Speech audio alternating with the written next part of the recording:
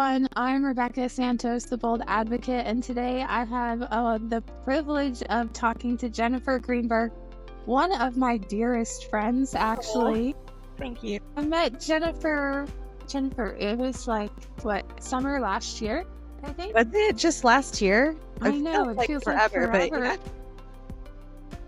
We are just kindred spirits at heart, I think, like Anne of Green Gables likes to say. One of my favorite book series.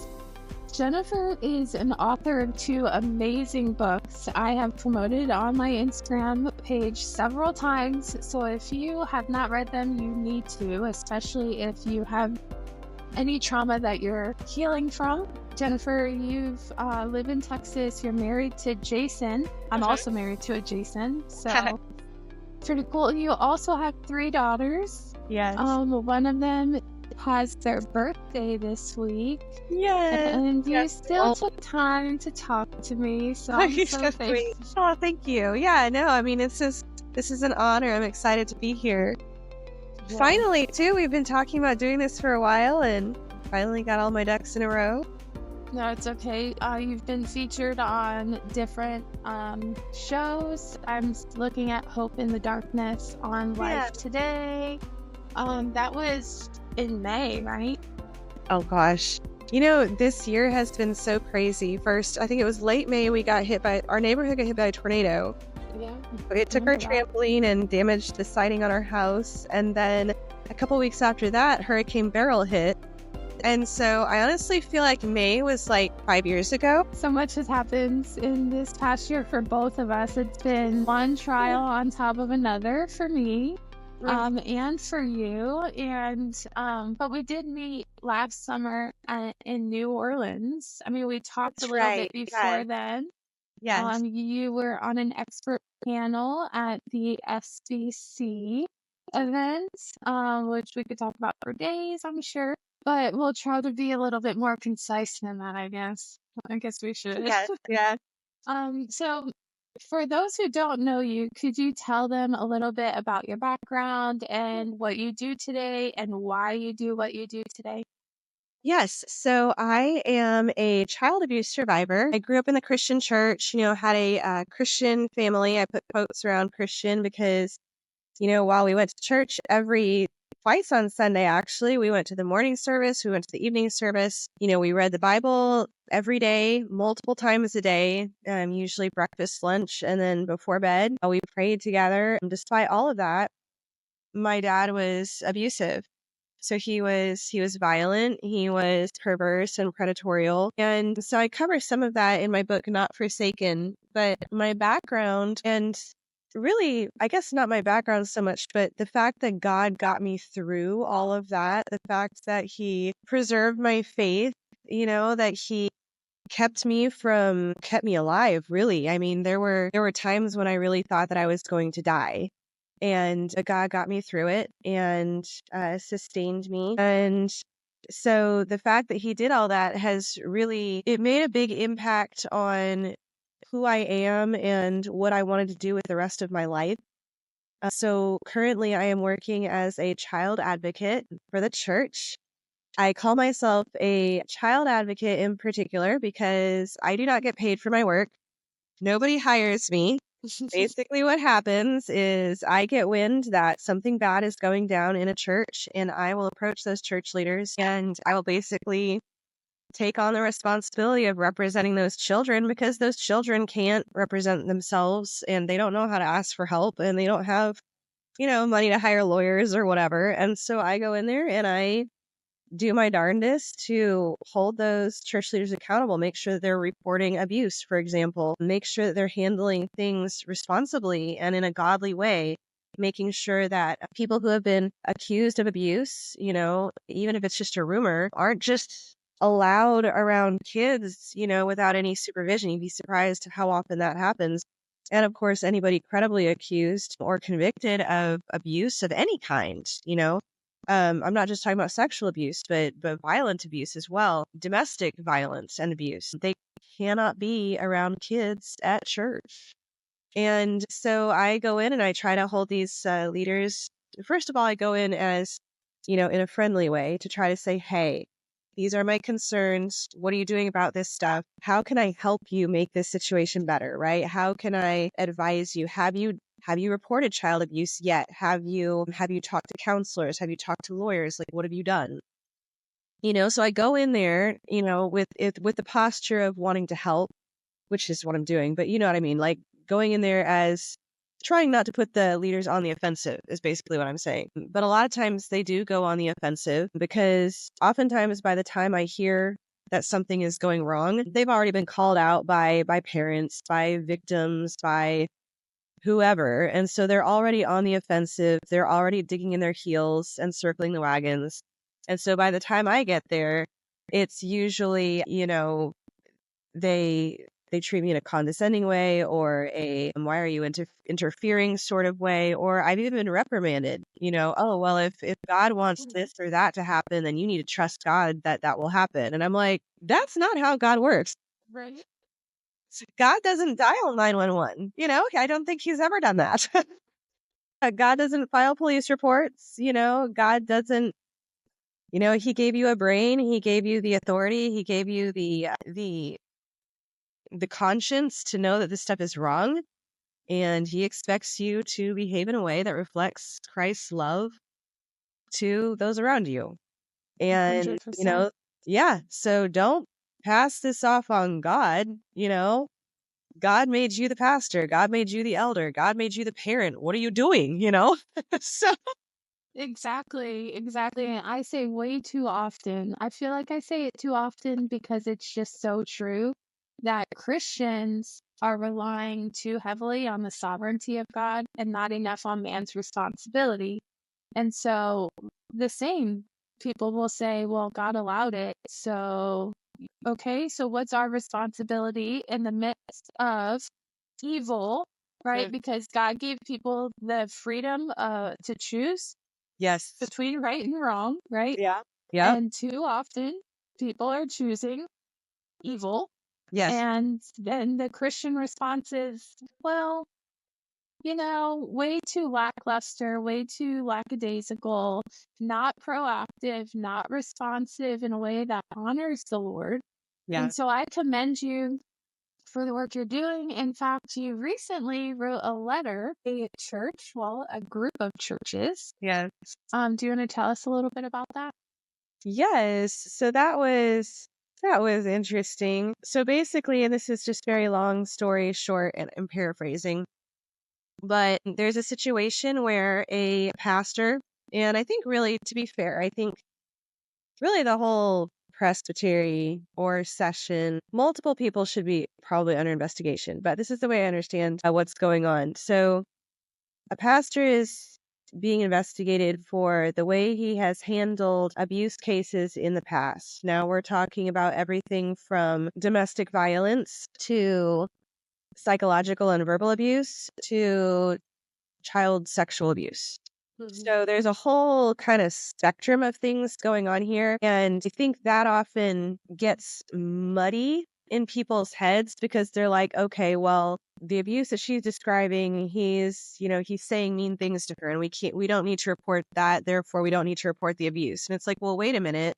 In addition to that, and that, there's also child abuse, there's domestic violence, so there seems to be this issue, and I'm not just talking about this presbytery in particular, but just in Christian circles in general, there seems to be this issue of what we call sin leveling. They'll say things like, well, I've sinned too.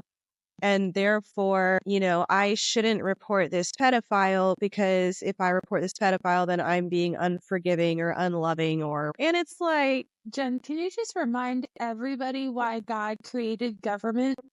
Because, clearly they have lost sight of the institution that God created to reward good and discipline bad. Yes. Well, and even you just look at Jesus' own words. When he's talking about, what is it? He's blessing the little children. And he says, anyone who causes one of these little children, those who believe in me, to stumble.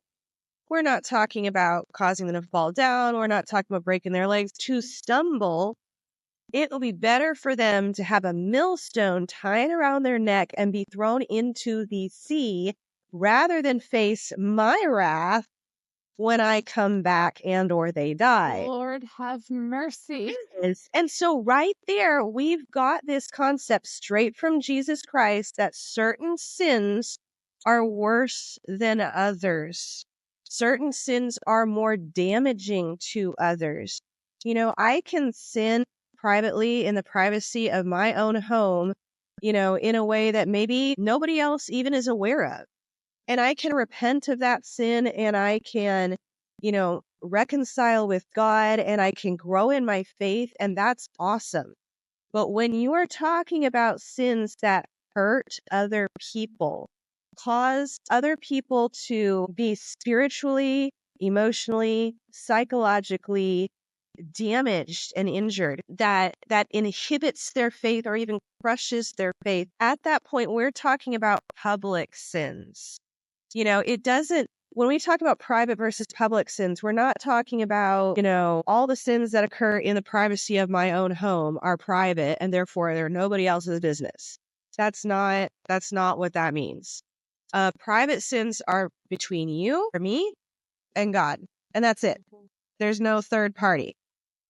Public sins, there's a third party, particularly a third party who needs help, who needs representation, who needs an advocate. So we're talking about children. We're talking about the elderly. We're talking about people with special needs, the disabled, animals even, And so when we sin in such a way that hurts other people, it's not private. The church cannot be covering this stuff up. And, and like I said, there are levels of sin. If I can't even think of an example. Well, say somebody gets spiteful and they gossip, say somebody says, Jennifer, she's just blah, blah, blah. Well, that would be mean. And if they chose to apologize to me, I'd appreciate that. But I'm not going to call the police. Right. I'm not going to even call my pastor and be like, hey, so-and-so said I was bad at housekeeping. It's just like, that's what. Could you imagine how often we would be calling our pastor? Like every single day. Like some of the comments we get on Instagram from professing Christians, I'm like, what are y'all talking about? Go read your Bible, please. Somebody needs to. Yeah, it's crazy. But there are real, genuine Christians who honestly think that because they do things like that, they gossip, maybe they tell a white lie, they get mad at their spouse and spitefully decide not to prepare dinner on time or whatever, all the weird things that people do. It's like, yeah, it's sin, but it's not like, it's petty stuff, generally speaking. And then, they compare that to something absolutely horrific like rape or domestic violence or child abuse. And they're like, I cannot, And it turns into it's kind of this virtue signaling thing. It's like, oh, because I was forgiven, I cannot condemn this other person. And it's just, So they completely disregard the law. Yeah. In the name of forgiveness. They're trampling on the forgiveness of Christ is what they're doing in those moments. They're defiling the gospel in those moments by not protecting the children. And I think a lot of Christians don't realize that Job is described as an advocate of the vulnerable from like Job 20 to like Job 22. Yeah. And it's amazing to me because he was an example for us of persevering through really hard times, but God chose him. God chose him to be tested because he was so faithful to the Lord. So are we not called to be faithful by defending the vulnerable and protecting them? It's just so mind-boggling how you can separate things like, or how you don't separate things like gossip and, child rape. Like, that's just insane to me. It's completely insane. And, we can look at, if you're not going to look at Jesus' own words, you can also look at the moral law. In the Old Testament, the law has different penalties for different types of sins. There's sins where it's like, okay, you can sacrifice a pigeon and, and we'll call it even and God forgives you. And And then there's other crimes where it's like, no, that person is going to be stoned to death. So there's this very clear example in God's law. And this is not Moses' law. This isn't David's law. This isn't Aaron's law. This is God's law that God gave the people. And there are different levels of retribution for different levels of sin. Now, that doesn't mean, even the tiniest sin, right, separates us from God. So even if I was the most perfect human being in the world and I only committed one sin in my entire life, I would still be separated from God. I would still need Jesus to redeem my soul. However, that doesn't mean that God views me in the same way that he views Jack the Ripper or Adolf Hitler. Like, it is not a thing. Not all sins are equal. Some people are much worse than others. So that begs the question for me, how do people, you already mentioned how some pastors respond when you get in a position of child advocacy to represent children or the vulnerable, but you have quite a following on Twitter, now known as X. And I want to read your tweet. Do they still call them tweets, even though it's not Twitter? I do. Everybody knows what you mean. It technically is supposed to be post, but whatever. You posted something today that had me tackling a little bit. And this is the thing about Jenn. If you are not following her on Instagram, Twitter, Facebook, what else are you on? Is that it? You're on Substack. Yes, Substack's really good. Yeah, because that one, that's where I post my articles, my blog and stuff. I'm really bad, at Instagram, kind of okay at Facebook, but Twitter and Substack is really where I'm at. Because you're a writer. You're just, you're a reader, you're a writer, and the way you work with words is just so impressive to me. It just resonates so much. And so I'm going to read this because it was very timing for me, and it just goes to show how people who have been through really traumatic situations have some of the best humor in the world. You have to. You said there's something alarming but also comforting in recognizing that you can't control much of anything. I can barely control my own hair. This is true. This is the first time I wore makeup and did my hair in like a month from being sick. Gorgeous. Oh, you're so sweet. And I definitely can't control how other people choose to respond to truth. Yes. It's like a relief off my shoulders because I am, as you know, on Instagram. I have an okay following. I only created it about maybe a year and some change ago. And you've gotten really good traction. I've been super impressed. Oh, thank you. I know it took a lot for me to get there. It's so uncomfortable being on camera and sharing your opinion and what you believe to be truth. And our foundation of truth is scripture. Everything for both of us goes back to scripture. My husband is very quick to remind me when I'm like, oh my gosh, there's cloning. Can you believe it? He's like, no, there's not. Stop it. Look at scripture. I'm like, okay, that's great. And I have that anchor for my soul so that way I don't waver in the wind when all of these crazy headlines are hitting the news. So I just want to encourage everybody that's listening, go follow Jenn because her tenacity, her vigor for children and the vulnerable is on full display on Twitter, X. And I just love your humor behind it. And the way that you respond to people who respond to the truth is really quite humorous, in my opinion.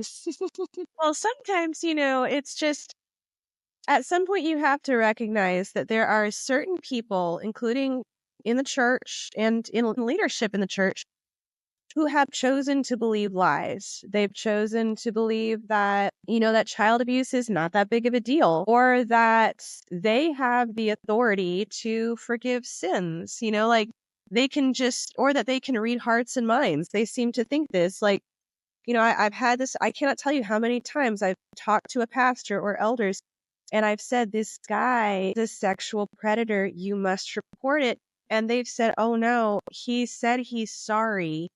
And so he's forgiven and, he's made new in Christ. And I'm like, how do you know that?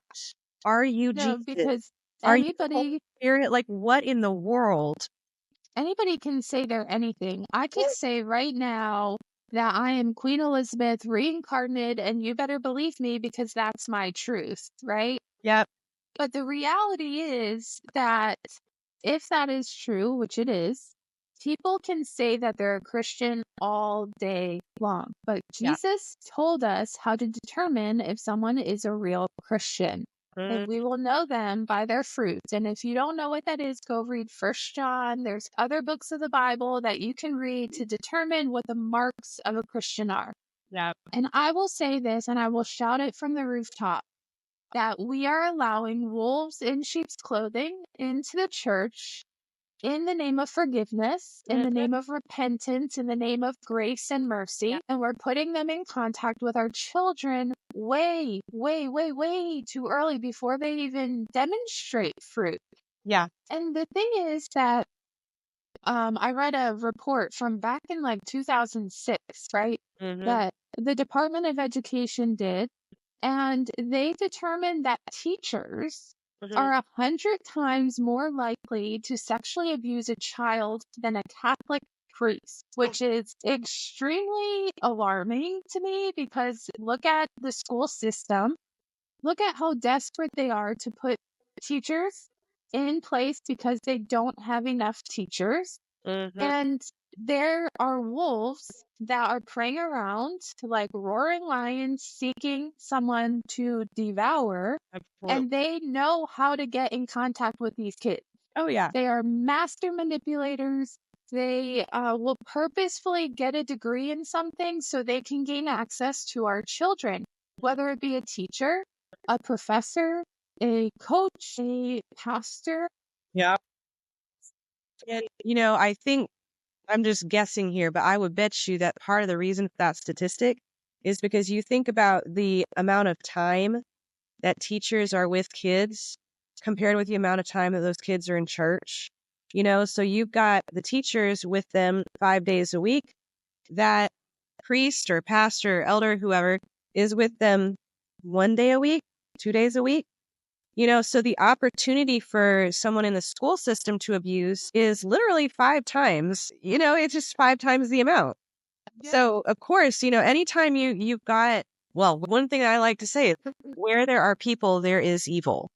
Anywhere you've got opportunities for evil, evil will happen. And that's one of the things that I know we've talked about a lot with church leaders is you've got to have safety standards in place. You've got to have a child protection policy, an abuse prevention policy. You've got to have these things in place because unless you are actively preventing evil, evil will happen. Yep. This is the nature of the fallen world we live in. It's like you wouldn't take up an offering and then leave the offering plates sitting out in the atrium where anybody can walk by and just grab a handful of dollar bills. You wouldn't do that because it's nuts. And it's literally crazy. And so why would we treat our kids with less regard we would our money? And I'll tell you another story. I had an instance where I knew that church leadership were not reporting child abuse. Well, I mean, bring up a situation like, say, for example, the pastor's tires get stolen off his car in the parking lot. Guess what they're going to do? They're going Call to, the police? Oh my goodness. oh, yeah, Really? Is that what the police is for? it is. And so what that says to me and to every child in that congregation is that the pastor's tires are more important than the children. That's what that means. That's pathetic. Mhm. Pathetic. Yeah. Listen, if you're a pastor and you're not doing everything you can to prevent child abuse in your midst, shame on you. Hmm. Just shame on you. There is a fantastic organization that you can contact called the Evangelical Council for Abuse Prevention. Jen is on the board of it. I used to work for it, and they are phenomenal. They have created safety standards for you to implement for free. For free, you can access it right on their website. So Yeah. there's no excuse. There's absolutely no excuse. But I could talk about this for days. Oh, yeah. For days. Did you hear about the two school buses filled with children in California that were nearly hijacked by groups of illegal immigrants. No. Yep, that happened yesterday, and now the school bus drivers are instructed, according to the school district, that if they see any groups of illegal immigrants at a school bus stop, that they have to pass the school bus stop so that way they don't have an opportunity to hijack the school bus. And Fabulous. so just, simply posted a news video clip of this on my Instagram. And there were people in the comments saying, well, school bus drivers are guilty of way worse than that. And I'm like, why are you defending criminals? Because what other intent would someone have? I mean, first of all, is it illegal to hijack a school bus? Yep. Yeah. Okay. That'd be bad. Are you putting the lives of, how many kids fit on a school bus? Like 30, 50 kids It's a in lot. jeopardy? Oh, yeah. So, what are your thoughts on this? Like, we have an immense amount of immigrants coming through the southern border. You live in Texas. Yep. I live in Florida. I see headlines nearly every day. I think it's in Aurora, Colorado, that they've taken over multiple apartment Saw complexes. that today. Venezuelans? What in the What world is is happening? happening? I know you and I have been very hesitant to promote any kind of administration during this election. But then when Trump came out recently and he said that he was going to give like the death penalty to anybody who was convicted of human trafficking and child abuse, and I was like, okay, that's something I That can impressed definitely me. get behind. Yes. Well, and what I'm trying to do this election personally in my mind is to ignore the personalities. We've got Harris, we've got Trump, we've got Waltz and JD Vance. They're all very dynamic, charismatic, controversial in some ways people, and so I'm trying to ignore all that because I honestly view it as kind of a distraction. If someone triggers me or irritates me, or it's just, people get caught up in weird stuff, like, oh, she's got a stupid laugh, or oh, he's orange. And it's just, stop it. Yeah. I mean, let's talk right. My daughter actually sent me this video yesterday about what it was like growing up in the 90s for women Oh, and all of the body shaming that we experience. So women shouldn't be thick, they should be skinny. And yeah. like the video even talked about how Britney Spears was on an interview and they kept talking about her breasts. So it's just, why are we digressing? Like, shouldn't we be more accepting of people's body images? Like, every time you bring up a negative comment about anybody other than Trump's orangeness, it's like horrible. But then you start body shaming this guy. Like, what the heck? Talk about double standard. His hair is amazing, though. It's like a caricature in and of itself. It's like that's his brand. But I digress. This election, and I always try to do this, but in particular in this election, because I feel like there is so much superficial noise being thrown at us. I'm just trying to focus exclusively on the policies, and my gosh, it's really hard to do. But one issue that's really concerning to me is border security. Yeah, me I too. love immigrants. We have neighbors who are from Mexico, or, and I have friends who are different areas of South America. And so, it's not that. It's the illegal aliens that are coming, just pouring in over the border. They're bringing drugs. They're bringing human trafficking. And, we talk about unaccompanied minors. Those kids are in so much danger. Like, we cannot just let people ship their kids over the border, imagining that America will take care of them or something. I don't even know what's happening with so many of these kids, but it's a bad situation. It's a very dangerous situation. So we've got human traffickers. There was a case actually.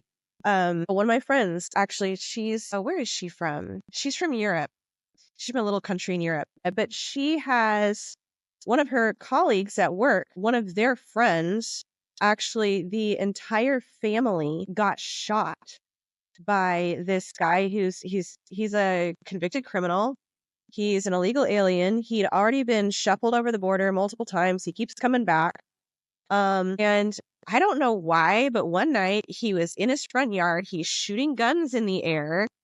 They came outside, or the dad, I think, came outside and said, "Hey, could you please not do that?" Which in retrospect, I wish they had just called the police and stayed inside. Yeah. Well, this guy who's shooting guns in the air, he gets mad. He shoots the husband. He goes into the house. He eliminated the entire family. My Lord. Yeah. I don't feel like I have not heard of this story. Oh, this stuff happens. Yes. There was a couple houses down from us. There was, I think it was ICE raided this house for human trafficking. And I'm in a nice neighborhood. Like I'm not in the slums. I'm not even in the city, like the main city. We're out in the suburbs. We have little kids as young as like 6, 7 walking to the bus stop. And there's a house trafficking women. And so I walked by there afterwards, and there's, 5 or 6, teenage looking girls, maybe college age, maybe early 20s, looked like they've been crying in the front yard, just sitting there in the front yard. And it's just and so a lot of this stuff, I mean, sure, some of it is, people who were born in America doing evil things. Yes, that definitely happens. But a lot of these people that are pouring over the border, the whole reason they're coming over illegally is because they're criminals. That's the point. Because they can't come over legally because they're criminals and we don't want them here. So people who are like, "Oh, it's racist not to," and it's like, no, it's actually, if you care about Hispanic, South American women and children, you do not want them being trafficked over our border. Duh. Well, there's so many problems with this. There's families that are being promised a brighter future for their kids that are paying human trafficking cartels to take their children across the border to never hear from their kids again. Never. So there's that. I have friends who worked for like 10 years to be able to legally immigrate to America from South Africa. There's a proper way to go about this. Yeah. And the fact is, I think it's Venezuela admitted to emptying their prisons at our southern border. They admitted to this. But it's just it's so ludicrous. It absolutely is. And it makes you beg the question, they've admitted to this. Why isn't the administration doing anything to stop it? Yeah. Well, one of the things that bothers me about Harris is she'll say, "Oh, when I'm president, I'm going to do this, this, and that." I was like, you've been VP for... I was just going to say, do it now. Did she forget her current role and title and her influence? Against herself. What in the world is happening? I'm so confused. I am grateful that she is in the last interview I saw of her. I don't know if it was the one that she did with CNN recently. She did say that she would continue to defend Israel. But the whole border situation is so concerning to me. It endangers so many children, and not just minority children, but just children, in my own neighborhood. If we've got human traffickers, or if you've got, Venezuelan criminals lining up at the bus stop, I mean, what the heck? How are we supposed to protect our own kids? Someone reposted one of her posts from Twitter or X. You know what I mean. Whatever. Yeah. That said, illegal immigrants are not criminals. And I'm like, they're illegal. Make that one make sense for me, because it just doesn't. No. And then you're called racist for thinking that they are criminals when they're, there's a reason why we have borders, people. Yes. There's a reason for that. If we're talking about human trafficking victims, I can see, yes, these people are not criminals. These are victims. And, if they're not supposed to be here, well, that's not their fault, because they were literally pirated here. They were trafficked. So that's different, if we're talking about those people. But when we talk about illegal immigrants, we're talking about people who came over the border intentionally breaking the law, avoiding law enforcement, avoiding border control for a reason. And there's some reasons, like you said, might be that, they don't think that they can immigrate, or they don't know how to, or it's too expensive, or whatever. But there's also a large number of criminals who are coming over illegally exactly because they know that border control won't let them back in because they've done terrible things. So I don't know. it's I don't crazy. know. But Yeah, so I yeah. liked what Trump said though about the harsher penalties for traffickers.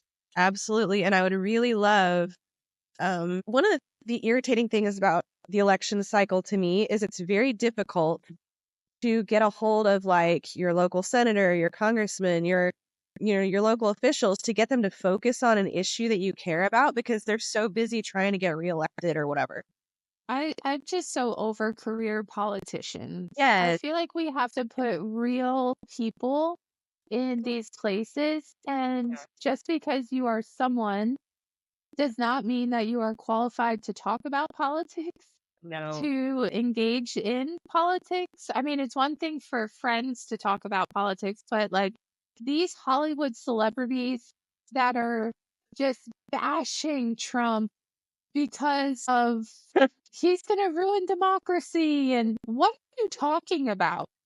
Because when I was, 4 years ago, I could pay for my groceries, my gas, my mortgage, my insurance. I didn't actually have to work as a stay-at-home mom Yeah. who's homeschooling her kids. So let's define democracy, because I don't think people understand what democracy is. We could, like, this is not a political show, everybody, but I just want to say my vote is going to be for Trump this year, and I have not announced that on a public forum of any sort. I did vote for him twice already, but it is not because I like his character and his personality. Yeah. That is not why I vote for anyone. It is for the advancement of our civilization here in America. It is for the policies that protect my children and give them an opportunity to thrive in the future. I live in Florida, and they just passed did the death penalty for convicted sex offenders that offend children. So that's something I can get behind. When Trump came out and he said death penalty for human traffickers, for child molesters, for all this stuff, I'm like, listen, this is my job. Like, you chose to be a child advocate, and I cannot get behind an administration that promotes the slaughtering in massive amounts of the unborn. I can't. And then the born that they're not protecting. Yeah. Right? Sorry, what'd you say? And look at the trans stuff where they're trying to, encourage kids with gender dysphoria to transition or to even to lie to their parents, and so they can get these, gender affirming therapies. We're talking about 11, 12, 13-year-old kids. They're not allowed to get tattoos. They're not allowed to drink a beer. But you're going to secretly, without their parents' knowledge, give them drugs that inhibit puberty? Like, what? I mean, that's child abuse. And so I cannot, in good conscience, endorse Harris or vote for Harris because she promotes this stuff, and it goes back to even like they always call it a book banning because they took some of these books that have instructions on how to have gay sex, how to give someone a blowjob out of public school libraries. It's like, why on God's green earth would anyone want that in a kid's library? That's insane. But it's not just public school libraries, it's public libraries also. Yep. Here in Duval County, I used to take my girls to the library all the time. And then I was like, I'm not doing this anymore. I'm just going to buy them the books that they want to read, because everything that was on display was promoting LGBTQ, promoting communism, promoting people that have evil roots, and confronted the librarians. And I'm like, what? Why? Help me understand. They're like, well, this is an all-inclusive library. Like, do you not realize that this is grooming children, desensitizing them evil? You don't realize that? And they said, no, I guess we just don't see eye to eye on this. I'm like, well, you're enabling child abuse. And so for that, I'm going to be writing a letter to someone. But just like you were saying, you can write letters, you can send emails, you can make phone calls. And these people are so worried about being reelected over what the people actually want. And they're so afraid of being canceled. You know, we live in an era when, you know, because of social media, someone can dig up something that you said in, 2010 and crucify your reputation over it. And that scares people.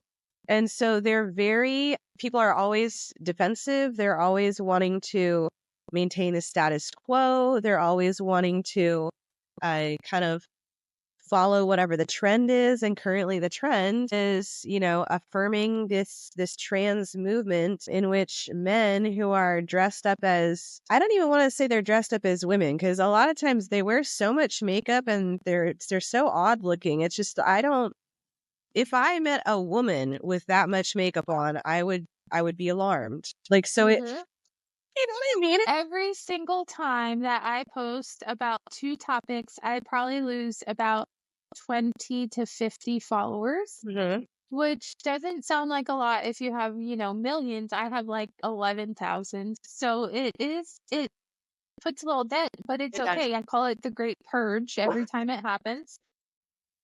And it's two topics. It's abortion and it's LGBTQ. And it's not even the LGBTQ, it's the T, right? The trans movement, the drag queen, whatever. So the trans side is abusing kids. Waltz is like a king in Michigan because of his stance on promoting abortion and Minnesota, and promoting child affirming gender care without parental permission. So parents are losing their rights to their children. I saw even recently, and I forget what state it was, there was an autistic kid who was admitted to the hospital. He needed some medical attention. He was already pro LGBTQ, but he never expressed to his parents a desire to transition. But when he was in the hospital, they asked a ton of leading questions. And then they decided that because the parents did not want to condone the child's new desire to transition to a woman from a boy, that they custodial rights of their child, and their child was placed into foster care. Insane. So now we see, because we're like 5 to 10 years into this movement, that there's so many detransitioners that are young adults that are coming out and saying, I cannot believe that my parents condone this, that my doctors condone this, that my psychologists condone this. I just want my breasts back. I had beautiful breasts and they were mine, and I could go get surgery, but those will not ever be mine. No, and they're even with terrible scars. I mean, they're mutilating kids. And I've heard multiple stories of young men, and we're talking young men, teenagers, guys in their 20s, committing suicide because, during their teen years, they had gender dysphoria. And now they realize that not only do they not have male genitalia anymore, but they are constantly bleeding. They're constantly dealing with infections. They're constantly sick. They're, obviously their body is not producing the right hormones. And so they're suffering. They're like basically doomed to a life of chronic illness, and they can never have a sexual relationship with anyone because it's painful. I mean, like these surgeries are they're like Nazi level. I was just going to say that. They're doing science experiments on children and people with mental illnesses. Yeah. I don't understand how anyone with a shred of moral integrity can endorse this? It's bonkers. It is. Doctors don't even want to touch detransitioners. They have such a hard time finding medical care because they don't know what to do with them. Yeah. Yeah. It's just an absolute You're like a walking lawsuit, basically.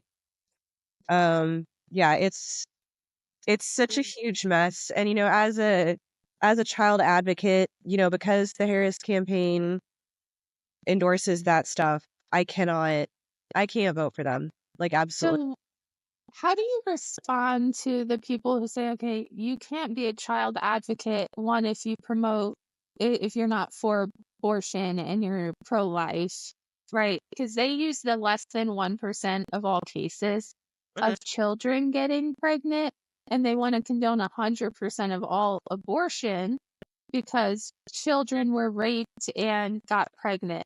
Oh, right. What do you say about that? Well, I guess I'll use a personal example. I knew a woman who got pregnant when she was 14. I don't know. I assume it was rape. I'm actually not clear on that. I don't know if the father was another child or if it was an adult. I just don't know. Regardless, she got pregnant when she was 14, and her dad forced her to have an abortion. And she carried that shame and that guilt for the rest of her life. Like, it damaged her for the rest of her life because she always knew that she could have had a baby, even if she'd given that baby up for adoption, even if her parents had raised that baby, whatever. She could have had that child either in her life or existing somewhere, and something good could have come out of what she endured. And so it's like, you have sexual assault and you have pregnancy. That's extremely traumatizing to a child.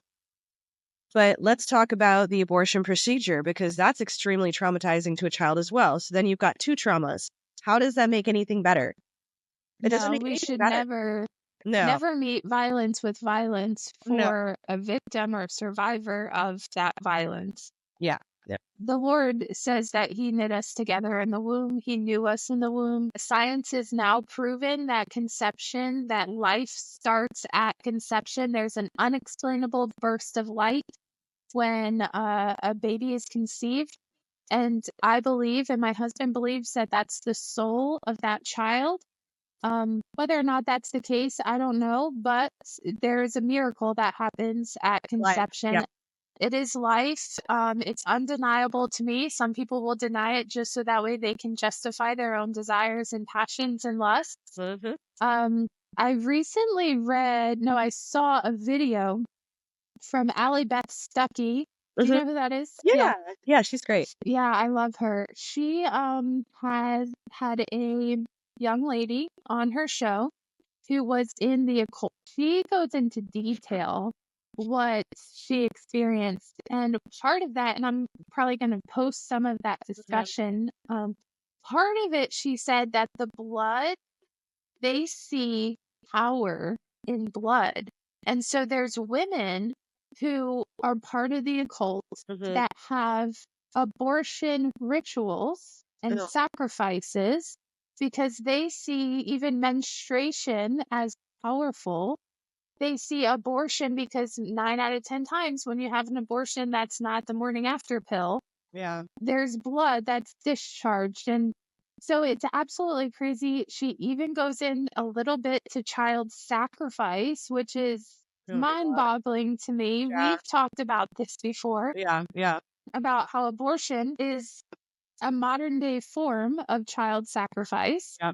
I'm pretty sure that's child's life for your convenience or whatever it may be. Yeah. it's the complete opposite of what Christ did for us on the cross. They see it as like a way for redemption. They're giving of their own blood so that way they can achieve a higher level of illumination. It's real, and they even go into reading scripture in these. It's so gross. It doesn't surprise me whatsoever. People they'll mysticize and religious. What do you call it when you turn things into religion that aren't religion? It's just It's grotesque. It is. It So really it doesn't is. shock me, but it's just, I don't know. It's so like, it's so weird. Like, it's just so weird because to me, it's just like, it's completely pointless. Like, why would you even go into all this, like, create this whole mythos around something that's so nasty? Or even like, Yeah. like a monthly. It's just like, seriously? I mean, do you think pooping is a worshipful experience? Because I don't see the difference. Like, this is a bodily function. Like, why are you making this sound all magical and spiritual? It's not. Right. It's Right. it's just It's weird. just mind-boggling what people will, I don't know, they turn even things that are good Yeah. into like Well, and horror. one thing that I think too about a lot of cults is they tend to make a farce of the gospel. And so it's like they take this model of, something in the Bible, some concept like, the blood of Jesus, for example, and then they invert it and they twist it around and they make it into something that it's not loving, it's not self-sacrificing, it's just It's vile. It's it's just vile vile. and Like you self are, and perverse. And I yeah. just I don't understand it. I know you don't understand it, and it's probably good. There are certain things that we shouldn't, if we can't understand it, well, it's to our I do really great in the black and white, and then when things get gray, I'm like, okay, Lord, I need to go talk to my husband. I need to talk to you through your word because I just yeah. don't do well there. You know that about me. I've gone to you so many times. I'm like, how do I think about this properly? And you've been always so gracious to help me. Well, and oh, you're sweet. No, sometimes, sometimes too, I'll read a new story and I'm like, I was reading, this is going way off topic, but I was reading about, I think this happened in Texas, that whole cult that all committed suicide. Yeah. And So they had how long ago actually, was that? it wasn't, I mean, Look there's it up. photos that look fairly modern. I want to say it happened in the night. Yeah, it I don't was like remember. Yeah. maybe the early 2000s. I'm gonna look it up now. Yeah, but this crazy cult leader, I guess he's kind of a psychological abuser, kind of like Charles Manson or something like that. And he just convinced all these people, hey, pack your bags. We're going to commit suicide and then take our stuff up to a mothership or something. I don't know what. It was just crazy. It was in Waco, right? Yes, yes. David Koresh. Yep, It was that sounds, 30 years ago, 31. yeah. I remember I'm hearing getting about it when old. I was a kid, but of course Yeah, nobody told me what it really was, but I remember yeah. hearing about it. I remember the pictures of It's just so a disturbing. massive amount of people just dead. Just And offing like themselves. they just bought into it. And you're right. It's these charismatic people Yeah. that are captivating to listen to. And if you're not anchored in the truth, you very well can be led astray to believe that this is going to take you to another level of fill in the blank. Yep, yep, yep. Spiritual enlightenment or whatever. Yeah, call Um, it whatever you want. It's just, yeah, it's yeah. evil. It is. It's very evil. But I think it's the same phenomenon we're seeing, with that. I want to call it the child trans movement, almost because I think that I don't know, there's layers to it. But that in particular, I think there's a cult mentality to it. Same with a lot of the extreme abortion stuff. I can have conversations with people who just don't intellectually acknowledge or understand that a baby is alive at conception. Like, if they don't think it's alive and they think that this is somehow endangering the mother's life or something like that, I don't agree with them, but I can understand why they think it's okay to have an abortion. And so I can have conversations with those people. But then there's other people like who, like there was a photo of a gal I saw on Twitter or X the other day who's wearing a shirt that said something like, I've had 37 abortions. And it's just like, Hey, why would you brag about that? Like giving birth is you're really killing. admitting to being a murderer. Like that's how I see it. Your Yeah. intention when women use abortion as a form of contraception Or empowerment. It's really, is like it's disturbing. it's disturbing. It makes me think like what has happened to you to Yeah. completely desensitize you to give in DNA of compassion and care for children. I think, too, there's not enough Christians who know that someone is going through a situation and then pours into them and reminds them and shares the gospel with them. Like, hey, there's a better way. You were designed to be purposeful in what you do with your life. I don't think Christians are being the salt and the light of the world in the sense of them saying, one, abortion's not good, but two, when they see a young mom or a young person or someone who has health issues facing that decision, they're not reminding them of the sanctity of life. They're not reminding them of the impending judgment that we're all going to face one day. And in light of that, the gospel, the good news of Jesus Christ to reconcile us and be our righteousness and take our sin, right? Christians, I feel like, need to be a little bit louder in the public space. They need to speak up and meet people where they are compassionately. Yeah. I think the compassion is key. And the other thing I think would be very helpful is if there was more, I'm not saying this doesn't exist, but I think there needs to be more of it, is care for women who are pregnant, specifically, teenage and single women, when they get pregnant. It's so hard to have a job, to go to work when you are, facing chronic fatigue and, you're exhausted all the time and you're hungry all the time and you're having these crazy hormone fluctuations and your feet hurt. And so there needs to be care in place for these women who, particularly, if they're unemployed, they're young, they're single, somebody needs to be taking care of them. And it's a great opportunity for the church to step into that gap. And then also, for the children, after they're born, if a woman is single, or a teenage girl has a child, she might need care for that child while she goes to school or while she goes to work. Yeah, so a lot of people, some people know that I was conceived in rape.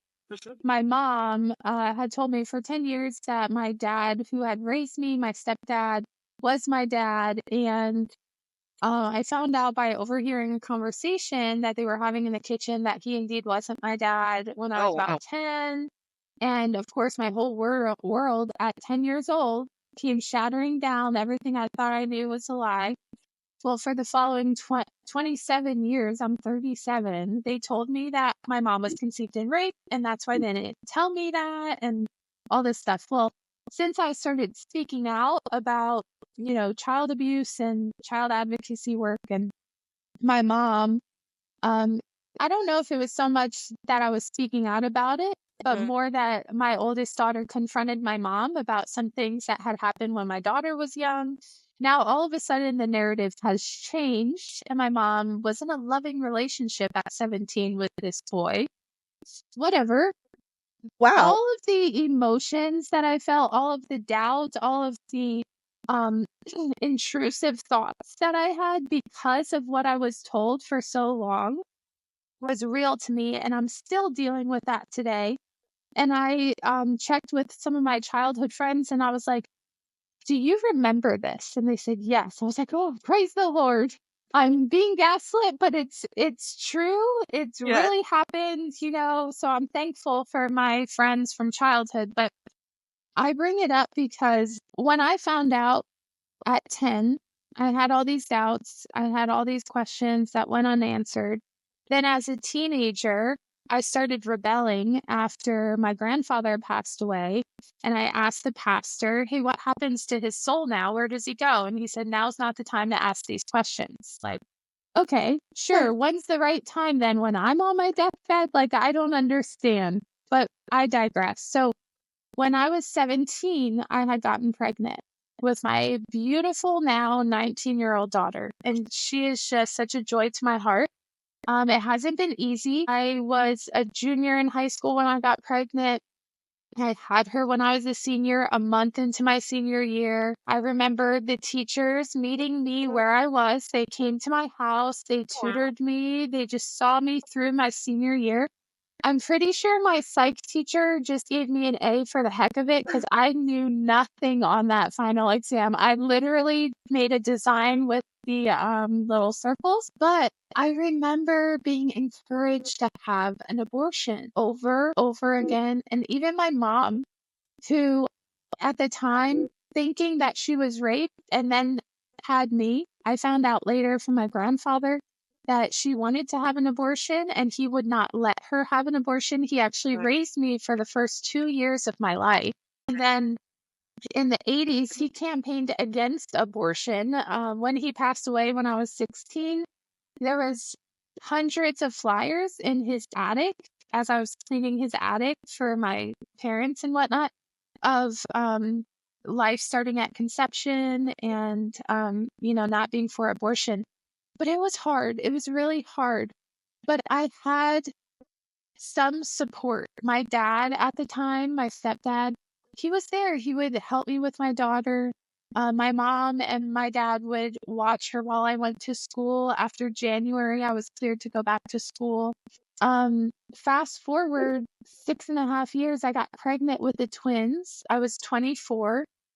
You met the twins in New Orleans, and they are just super sweet. They just turned 13 last month. They're 13. I can't believe it. But again, the same people that encouraged me to have an abortion at 17 encouraged me to have another abortion at 24. Why? Not because the twins were in jeopardy of a disability, not because my life was at risk. Now, I was really, really sick. Like I had hyperemesis. I was constantly throwing up. I was in and out of the hospital. Just having twins is hard, yeah. Yeah, and they're girls, so my hormone levels were just through the roof.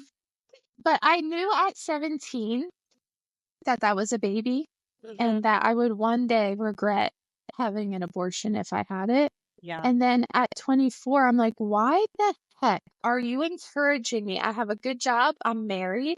I have a nice apartment. Like, why are you encouraging me to have an abortion? And it just made me realize that it doesn't matter the circumstance. People are just pro abortion, pro killing the child in the womb. And it makes me wonder, what do they get out of this? Yeah. Yeah. I lost some friends, when I got pregnant with my first baby because they asked, "Oh, are you going to abort?" I was just like, "No, I'm happily married. We have a house. Like, we planned this. Why would you ask such a question?" And then I had, a friend actually pressure me to, instead of going to a regular OBGYN, she thought that I should make some kind of feminist statement by going to Planned Parenthood to get my prenatal exams. And I'm like, think they even do that? No. I took my girlfriend, we were both, I think, 16 at the time, to Planned Parenthood. She thought she was pregnant. They don't even do an ultrasound.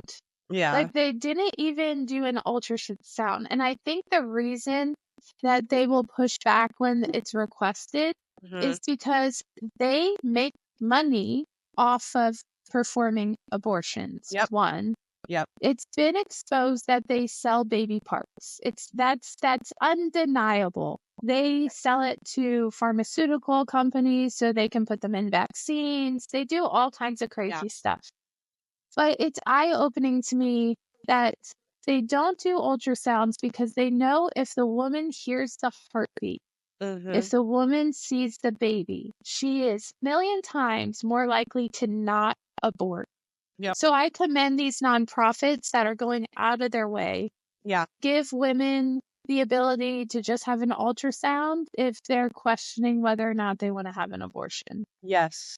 That is really key. It really is. Because, I think a lot of times, when a person is scared, they're not thinking straight. They're thinking about, where am I going to live? How am I going to have a job? How am I going to take care of a baby?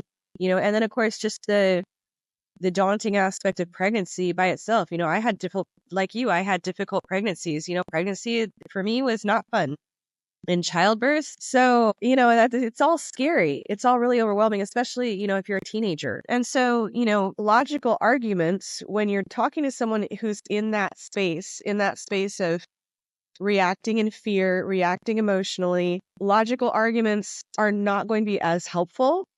Whereas if you can emotionally connect with them, if you can comfort them, if you can help them figure out, well, okay, here's where you can stay. Here's some resources for you. Here's how we're going to get you to your doctor appointments. Here's how we're going to talk to your boss. All these different things. Just walking them through that by itself is extremely helpful. But then when you have that emotional connection with your baby, when you hear, Oh, is that Luna? that's Luna's having a dream. My dog is having a dream. I love her. If y'all don't follow Jenn for any other reason, follow her for her husky Luna. She is so cute and does some of the craziest things. She's nuts. So, what I was saying is, if you're able to emotionally connect with your baby, hear that heartbeat, see them wiggling around in your tummy, even at, even like, think, it's what was interesting for me is Lulu, you're having a dream, baby. The dog used Opened to do one that eye too. and looked at me. But as soon as I got pregnant with all of my babies, the first time I knew something was different. And the second time I was like pretty sure, okay, I think I'm pregnant, even though I was probably only like a week. It's crazy. And then with the not to third, I interrupt you. absolutely knew. Yeah. The second my twins were conceived, I knew it. Like, my husband was still on top of me, and I'm like, babe, I'm pregnant. And he's like, what the heck are you talking about? And then, 2 weeks later, I got super sick, and I'm calling my mother-in-law, and I'm like, boobs hurt so bad. She's like, baby, you are pregnant. I'm like, yeah. Okay, sorry, I didn't mean to interrupt, but No, I you're have good. ADHD, so it's like, Oh, no, that was totally no, that was just a conversation. But I mean, I was the same way. It's just like you feel different. And I think there's a lot of gaslighting that goes on with the pro-abortion crowd. I don't want to call them pro-choice because they're not pro-choice. They're not interested in your choice or what you want. They're interested in you having an abortion. So there's a lot of gaslighting where it's like, oh, it's, your body. Like, no, it's not. There's this other body inside of mine, separate from me, independent I told them all the time, if that was your body, you would be dead right now, actually. So that must not be your body. That must be the baby that God blessed you with, that you just murdered's body. But there's forgiveness at the cross, by the way, and we can talk about that as soon as your heart's ready. Absolutely. And, I think that the abortion industry completely ignores the many women who are devastated later. It might be, right after their abortion, or it might be 10 years later, but at some point they're going to start thinking, this is my child's birthday. This is the day that they were due. This is what my due date would have been, but they're not here. And, I've known women who take a day to remember the child they aborted. And that's a kind of grief that I can't fathom. Like, I can't imagine losing a child at all. But losing a child and then feeling that you had some kind of responsibility in it is so much worse. I had a miscarriage once between Lexi, my oldest, and the twins. And it was devastating. Oh, yeah. I knew I was pregnant. I wasn't far along. I think I was between 8 and 10 weeks, or 10 and 12 weeks. But I knew if it was a boy, I knew what I was going to name him. And the pregnancy felt so different from my first pregnancy and my last pregnancy, which was all girls. So I was convinced that it was a boy. Even to this day, my daughters are like, we're going to get to see our brother in heaven one day. I truly believe that. I truly believe that the story of David losing his baby, the Lord took him as a consequence for David's sin. I truly believe when David said that he cannot return to me, but I surely will see him one day, that that is evidence of one, his faith, but two, that the Lord brings home to heaven the children that died either in the womb or very young, How else would God fill heavens and the new earth with every tribe, tongue, and nation when some of those tribe, tongue, and nations never even heard the gospel before? That's a good point. It not be for child sacrifice and abortion and children dying at a very young age. So I wanted to just share that for anybody who's listening who may have had an abortion or had a child die young. There is still hope in eternity by following Jesus Christ and turning away from your sin and following Christ and what he's called you to do. One day he promises to return to make all wrong right, to cast judgment appropriately because he was fully God and fully man. So he is the perfect judge and the perfect mediator for those who will be judged one day, which is all of mankind. But the hope we have after losing a child young or even making that decision to have an abortion is to be born again in the love of Jesus Christ and to one day see your child again in eternity. Do you add anything to that, Jen? And I don't know if we need to talk much more after that. I know. I think that, I think we've rounded it out. Just we live in such a dark and chaotic world. It's it goes back to that kind of that cult spirit. It's just there's so many people who are brainwashed and manipulated, don't even know how to see through the gaslighting and the mind games that the media and various politicians and influencers and celebrities play with us. But it is so prevalent. And I would never wish abuse on anybody, but one of the blessings that has resulted, or that God has worked in my life and I know in yours, is that we do see these things. We see the mind games. We know when we're being manipulated. And so these things stand out more starkly to us than they would someone who has never met a narcissist, Yeah, I posted a video about a woman talking about how it's okay to go no contact with your narcissistic parents. And someone in the comment section said, stop it with this trend. You're not being abused by a narcissistic parent. That's not abuse. And I'm like, what? Unless you have actually experienced narcissistic abuse, especially at the hands of your mother or your father, I don't think you have room to talk here. Well, that's exactly the sort of thing a narcissist would say, right? There's no such thing as narcissistic abuse. I mean, good. Yeah. And that leads us to the fact that we want to do this more often. Yes, for sure. I don't know if it's weekly. I don't know if it's bi-weekly. Jen is super busy. I'm busy. But we want to do it. And I think maybe the next topic is parents who enable abuse and narcissistic abuse and how to respond. And you are definitely a great, I want to say expert. You probably wouldn't call yourself an expert, but... Not the sort of thing you want to be an expert in, though, right? Like, I have a PhD in being treated really badly. Yeah, I mean... But you can laugh about it today because of the grace of God and his kindness that he's shown you. And I just can't wait. I want you to share that moment that you had with the Lord. I think it was on your bed in your bedroom. I don't know if now's the time for that, or is that like the hook that gets people to watch the next video? Yes, I think that needs to be our suspense, our cliffhanger. Yeah. Well, on that note, Jen, thank you so much. This has been like almost a year in the making, I feel like. We talked about this like several times. We even started putting together a monthly topical calendar thing, and we kind of threw that out, but maybe we just wing it. Yeah, we should try. We should just schedule like every Friday or whatever and just block out an hour. Fridays are actually a great day for me. I work full time as a manager of ministry expansion for an amazing company called Truth 78. They create children's Bible curriculum, and you can use it in your homeschool environment. You can use it at church, at schools. They've been around for 25 years, and it's such an amazing mission that I am privileged to be their manager of ministry expansion. But Fridays are super light for me.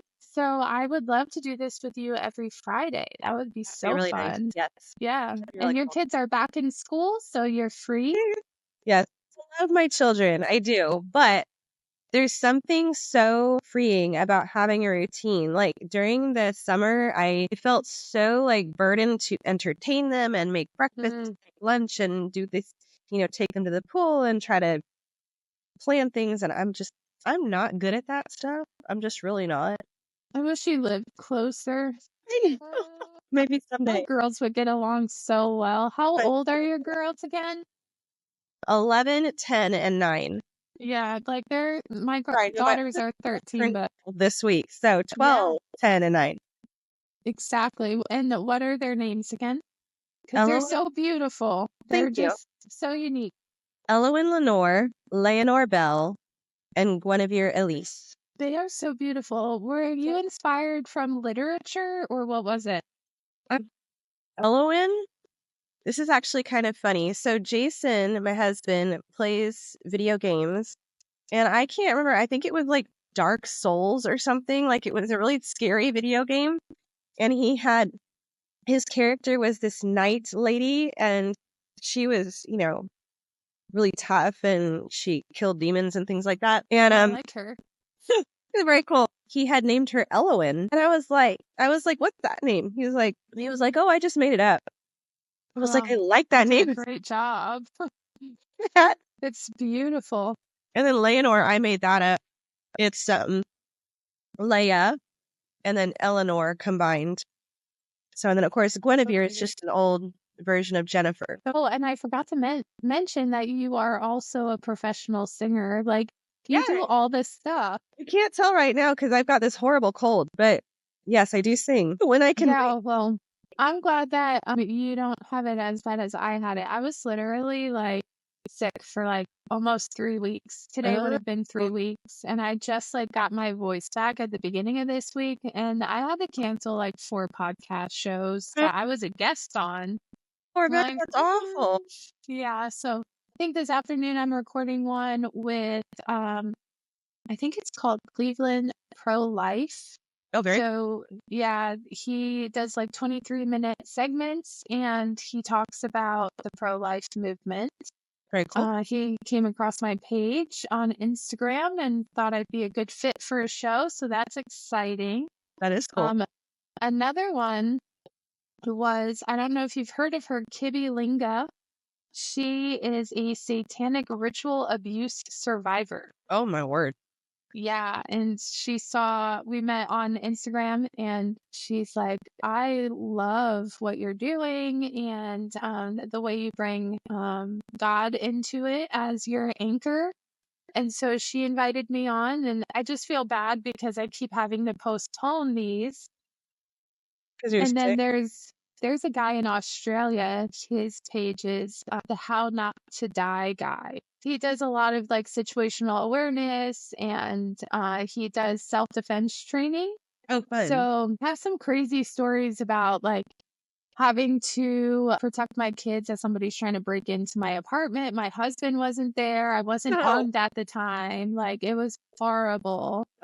Being stalked and followed. And so thankfully I'm still peace and the Lord did not allow harm to come my way. Just I think also you do it too, but when you are a survivor of abuse, your critical thinking and your situational awareness is like always at a heightened. Yeah, I think that's why a lot of survivors struggle with anxiety, because you're always bracing for the next bad thing to happen. You're always fearing, you're always on guard.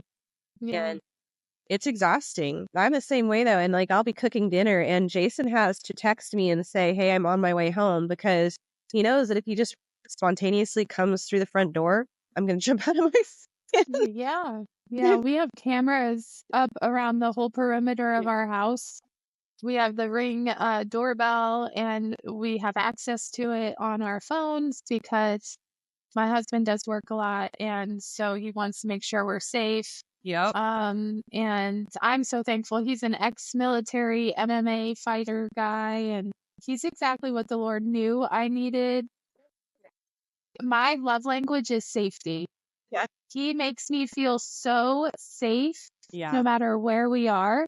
Yeah. He's the guy that will like have a super serious face in public, but behind our closed doors, he's just a big teddy bear. And I just love that about him. But I did want to mention for all the listeners that this episode has been brought to us by WAFT. WAFT is located in Lake County, Florida, right outside of Orlando, and they help prepare, protect, and equip you to practice conscious self-defense for families, women, and business leaders in this beautiful facility that they have, where they create real life scenarios and then you get to respond to those scenarios. So use code BEBOLD, you'll get an automatic 10% off. And Jen, I think we have to go to this facility together. I think it'd be super fun. That'd be really fun. Yeah. Yeah, it would. I love that. Well, until next time, everybody, I hope you enjoyed this episode and we look forward to doing the next one next Friday. Yes.